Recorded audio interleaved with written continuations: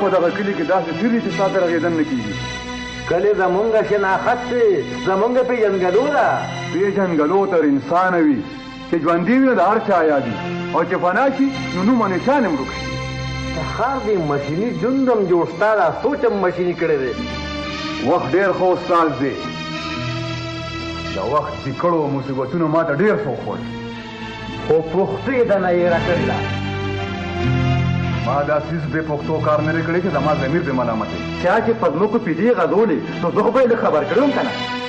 ستا نه سلا غشتل زما فرض و منم، هم د دغه فرض پوره کولو لپاره خو درغلم که نه. اله چې فیصله دې کړې وه خوړل حالات ته د دغه شاړو ځمکو نه اخر غوارې کړه. پښتون په خپل وجود جومات پېژندی شي، پخواني کې دردونه څوک جوړه کوي نه منه. او که یو کس د لوږې مري نو خیر دی.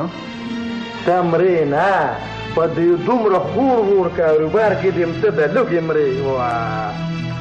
پیسه د لاس خیرې وي، کله یي او کله نی. بې بنیاده جوازونه مه لټوه. زه ماشوم نیم، زه هر څه وینم ګورم، خو دولت ستا په سترګو د ایرس پر دې داسې راوستي دي چې د رښتو قدر یې رانه روک کړی دی. ما ستا د ورورۍ نه انکار خو نه دی کړی که نه. خو د فاروق د رښتې نه خو د انکار وکړه که نه. ته بابا خبره دې کته وربوله. د خپلې لورو د رښتې اختیار صرف زما دی، د بل چا نه. ان چې هغه ستا پلار هم وي ښه ده، نو ته بیا د خپلې لور لپاره د یو کس داسې رشته وګوره چې هغه نه ستا په شان پښتو پېژني او نه غیرت.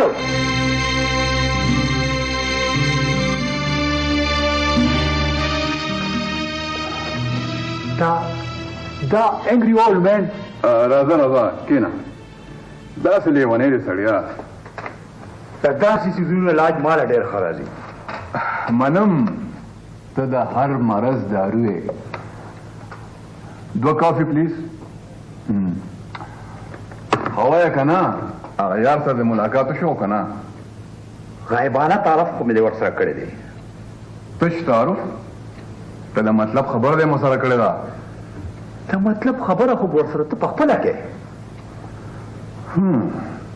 ډیمانډ مې ډېر زیات دی یار، ګرانه ده چې وشي. خبره ده وبه یې کړو ورسره، بیا به یې ګورو چې په کومه ډډه وړي. او ها، زه نن تا له یو بلې خبرې نه راغلی یم. یوه نه دوه وایه. تابعدار ما وی چې ستا او زما د دوستي په خپلولۍ کې بدله شي نو الیاس خالق دی. نو بیا دا خبره زه پخه وګڼم. ګوره اشنا، په داسې کارونو کې د صبر نه کار اخیستل ضروري وي. نو زه ډېره ښه ده، زه به ستا د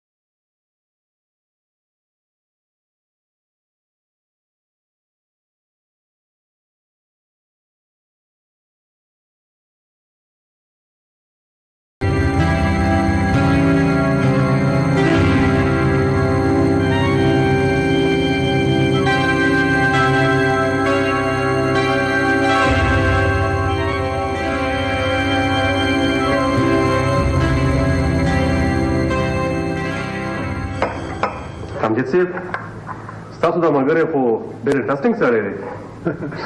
ما ته پته ده قادر صاحب، خو داود صاحب دونه زر چا سره فري کېږي نه.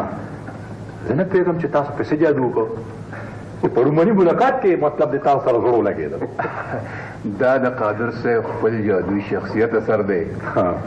ښه نو دا خبره ده. انکمپلیټ. یو جایز کار به وي خو تاسو به د خپلو وانو لپاره ایثار کوئ.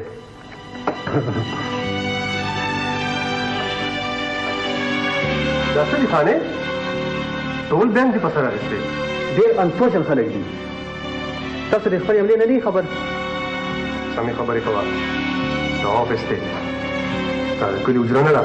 د تېرې یوې میاشتې ځم راځم په سم دم کار کې له فنډونه روباسي. کله راته وایي چې کاغذ پکې نشته، فارم دې انکمپلیټ دی، ستا حق نه جوړېږي. ګوره خانې، اخر قرضه اخلي. دا خو زموږ ریسپانسیبلټي ده چې موږ ته تپوس وکړو. فصل کله ته خو مې وویل جي چې خپله برخه اسمان هم نه لرم. یو بېروزګاره یم. د سرکار پر اسکیم کې د یو بېروزګاره په حیثیت قرضه اخیستل زما حق جوړېږي. ستا تعلیم څومره دی؟ په بورډنګ کې مې ایم ایس سی کړې ده جي. هغه د دونه تعلیم تعالی اوسه پورې روزګار نه دی موندلی. دا د نن ورځ د ډګري افتو یو لویه المیه ده. خو شکر دی چې په یو پرایویټ فرم کې هیډ مالي یم. بیا هم د باټني سره د مالیتوب تعلق جوړېږي که څنګه؟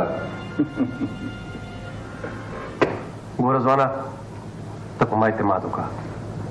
زه به ستا کیس په خپله پرسو کوم. ته بې فکر شه، تا پسې به سوال جواب وشي. ښه ده جي، ډېره ډېره مهرباني.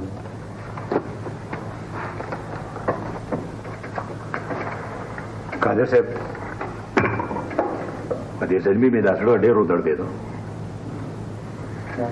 زما په خیال زموږ په دې ملک کې د بدامنۍ او د دهشتګردۍ د ټول نه لویه وجه د بېروزګارۍ سیوا کېدل هم دي. ایګزیکټلي، دا ټیک خبره ده. د دې زلمي په لیدو ما سره د ځان فکر شو. څه مطلب؟ مطلب دا چې هسې نه چې ستاسو عمله زما په کار خنډونه پیدا کړي. داود صاحب، ته خو په لومړي ملاقات کې زموږ دوست شوې او بیا د خپلو دوستانو سره چې زه کره یم نو زما عمله به هم کره وي. تھینک یو ویری مچ قادر صاحب، تھینک یو ویری مچ. انشاءالله تاسو سره بل ملاقات زما د کور په ټیبل کېږي.